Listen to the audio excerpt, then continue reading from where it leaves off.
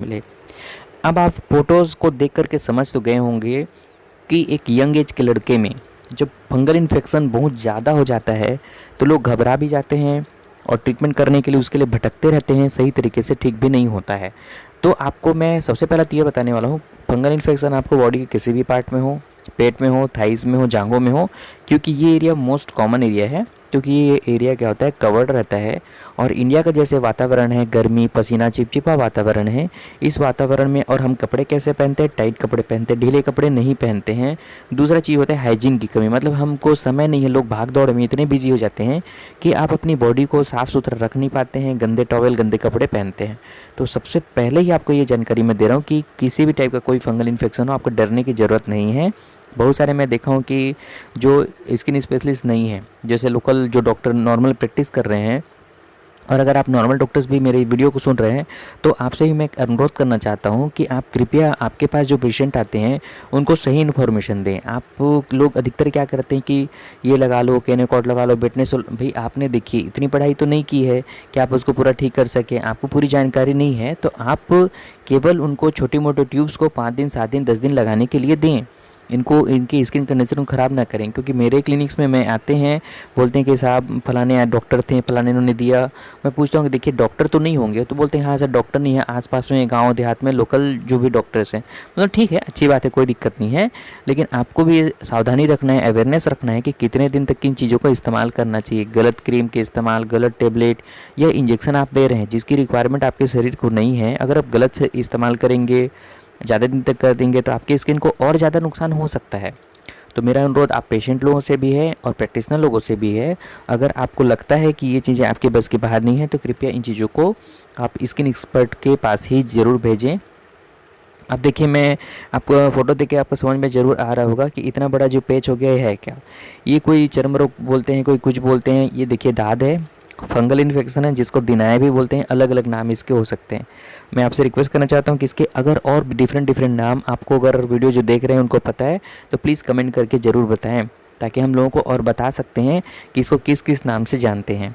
ये देखिए अधिकतर किन जगहों पे ज़्यादा होते हैं, पसीने वाली जगहों पे ज़्यादा होते हैं। और ये दाद क्यों ज़्यादा पसीने वाली जगहों पे होते हैं, दाद हमारे वातावरण में, कपड़ों में, हर जगह में मौजूद होता है।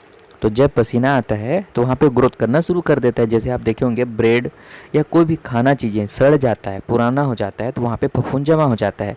जूते चप्पलों में फफूंद जमा होता है, इवन आपके जो रुपए पैसे होता है वहाँ में भी फफूंद रहता है, क्योंकि एक ही रुपया जो नोट है, कपड़ा है, वो बहुत दिनों से चल रहा है।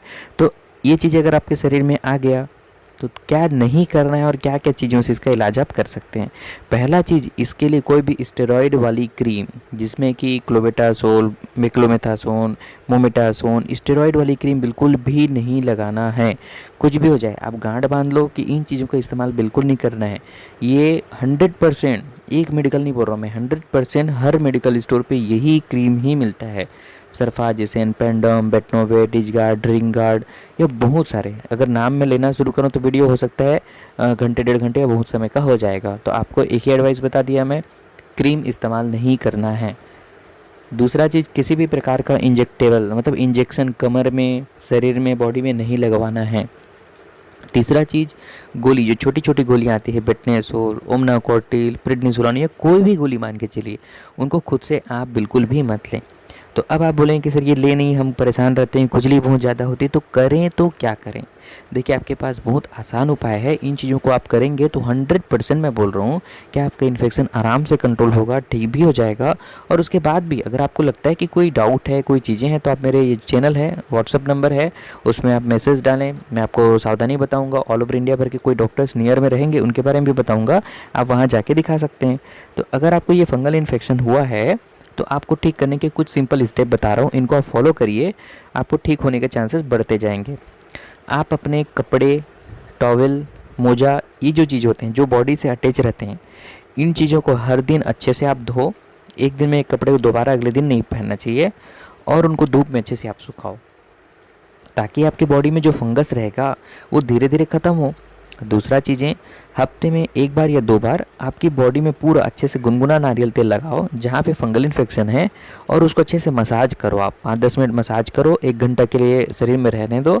फिर मार्केट से मिलने वाले डर्माड्यू, केजेड या मतलब कहना चाहिए कि मेडिकेटेड कीटोकोनाजोल वाले सोप का इस्तेमाल करके आप अच्छे से नहा लिए। नहाने के बाद में आप अपने फोल्ड को अच्छे से सुखाओ, नाभि को सुखाओ, जांघ को सुखाओ, हर फोल्ड को सुखाओ, नाखून को बड़े मत रहने दो, बाल को छोटा रखो क्योंकि बालों के अंदर भी डेंड्रफ जैसा फंगल हो सकता है।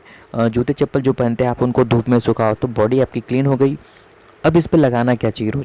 रोज़ जो भी फंगल इन्फेक्शन, चाहे गर्मी का मौसम हो चाहे ठंडी मौसम हो, कोई भी मौसम हो, उसमें नहाने के तुरंत बाद में अच्छे से सूखने के बाद मॉइस्चराइज़र आपको लगाना चाहिए। मॉइस्चराइज़र लगाने से आपका फंगल इन्फेक्शन में जो खुजली ज़्यादा होती है वो कम हो जाता है। और अगर आपको कोई बीमारी नहीं है तो आप मेडिकल स्टोर से जा कर के खुजली वाली टेबलेट अपने डॉक्टर से पूछ करके लिवोसिट्रिजिन, डेस्लोटिन, एलेग्रा जैसे मेडिसिन को आप खा सकते हैं। लेकिन कोई भी मेडिसिन खाने से पहले अपने डॉक्टर को ज़रूर दिखाएं। इनमें क्रीम अगर लगाना होगा तो क्लोट्रिमाजोल, लुलिकोनाजोल का क्रीम को लगातार 1 महीने के लिए लगा सकते हैं। वंस अगेन फिर से मैं बोलना चाहता हूँ कि कोई भी क्रीम लगाने से पहले भी आप अपने डॉक्टर्स को ज़रूर दिखाएं। अगर ये मैं सिंपल स्टेप 3-4 स्टेप बताया हूँ, अगर इनको आप फॉलो करते हैं तो आपका फंगल इन्फेक्शन 100% आपका ठीक हो सकता है। अगर ये वीडियो आपको अच्छा लगा तो लाइक करें, शेयर करें, सब्सक्राइब करें। धन्यवाद। हमारे YouTube चैनल को सब्सक्राइब करें और लेटेस्ट वीडियो देखने के लिए बेल आइकन को हिट करें।